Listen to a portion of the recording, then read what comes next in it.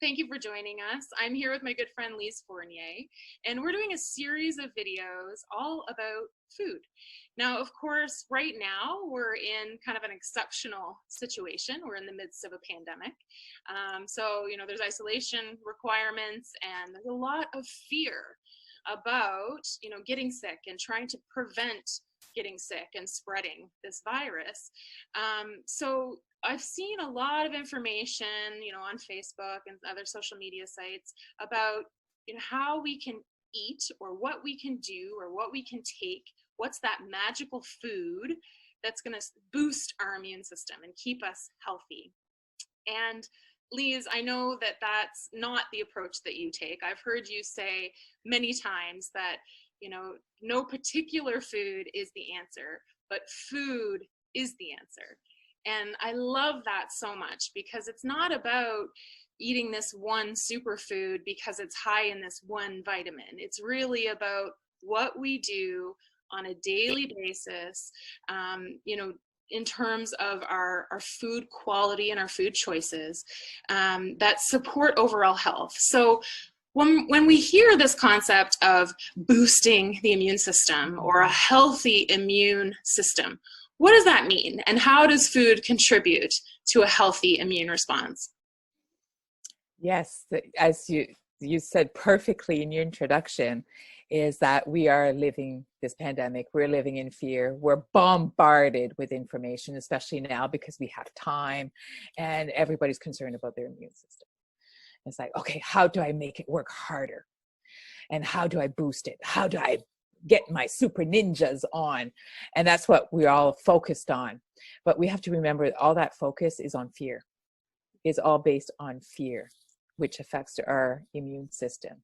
Because when you are in that fear mode, when you're like, okay, what can I do? What's my one solution? What am I doing?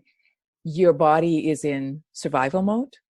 It's in stress. So it's not thinking about repairing. It's not thinking about supporting anything that's going on in your body. It's about looking about survival. How do I survive the next thing?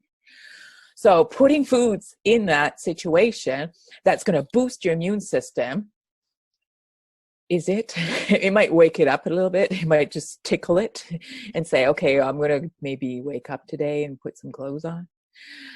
But you're wasting your time. Because what your body really needs, it really needs food, all nutrients. It doesn't need to worry about, am I getting enough water? Do I have to manage how much water there is today? Am I going to give the water to the brain or the heart? What's going on? And when we talk about immune system, we're like thinking of it as a separate thing, but it's all part of the same thing. So if your heart, let's say, or your brain is having a difficulty because it's lacking fats or it has too much fat or it's stressed, then your immune system is going to be stressed. Everything is stressed. You can't separate the parts. It's all one ecosystem. So to focus on, there's a pandemic, there's an emergency, I need to find that one solution, and you're reading through and you're going, okay, is this it? Do I have that? It's like, whoa, step back. This is a time in this pandemic to eat, and to eat even more mindfully, and to eat, to celebrate. To be grateful, to do it in a positive way. So we take that stress switch, which I call the sympathetic switch, and you turn it off. You go into parasympathetic mode, which you could teach us forever, Melissa, with your background. But it's when you're in parasympathetic mode, which is that relaxed state, this is where your body rests, it repairs, and your immune system is going, hey, I have access to resources to be able to ensure the integrity of this ecosystem. Mm-hmm. So it's about taking a deep breath, relax, just relax.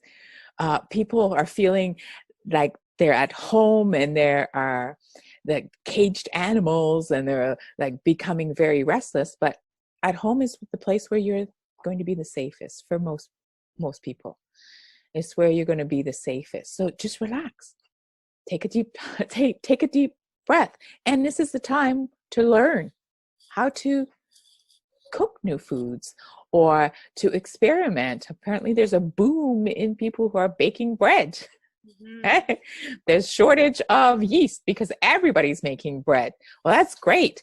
Just don't forget those skills once you go back to be outside of the pandemic. So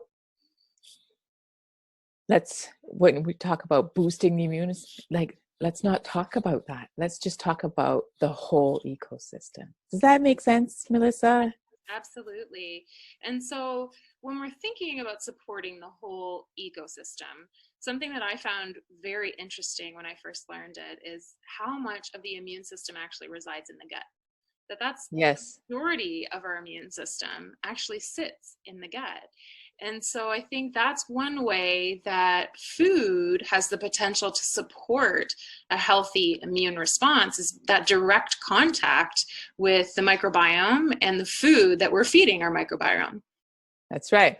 And like everything else we talk about, we're always talking about a one thing that's connected to another thing and connected to another thing and to another thing. Like no subject is an individual subject.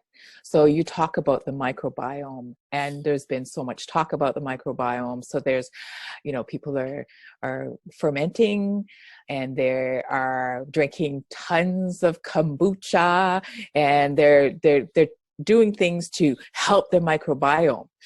But it goes back to the same thing. Are you doing it because I need to fix my microbiome? Are you going, hey, I got these bugs living in my gut and I want to support my bugs, right? And it's like, chill out, because if you're stressed, those bugs, they're not going to be supported. Reason is the gut resides below the stomach.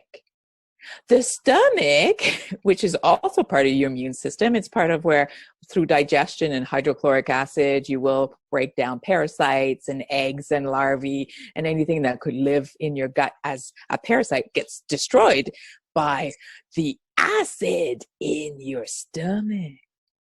Oh, that's interesting. However, you don't produce acid under stress, or your body down regulates it because it's too dangerous. You're not in a rest and digest mode. You're in a survival mode. So you see how you can't make one change without changing other things. You have to think globally as your whole body okay, so how do I improve digestion? Well, be mindful, chew your food, don't drink too much water so that you don't dilute the juices. It's very basic things that you do under a relaxed state. This is wonderful, Lise. Thank you so much. I'm really excited. You mentioned the tip of the iceberg, and really this is the tip of the iceberg in terms of your knowledge about food and how it can impact and help us thrive. So I am excited to continue our discussions, and I know that the viewers are really going to benefit from your expertise and your and yours too. Thank you. All right. Thanks so much. Thank you. Bye.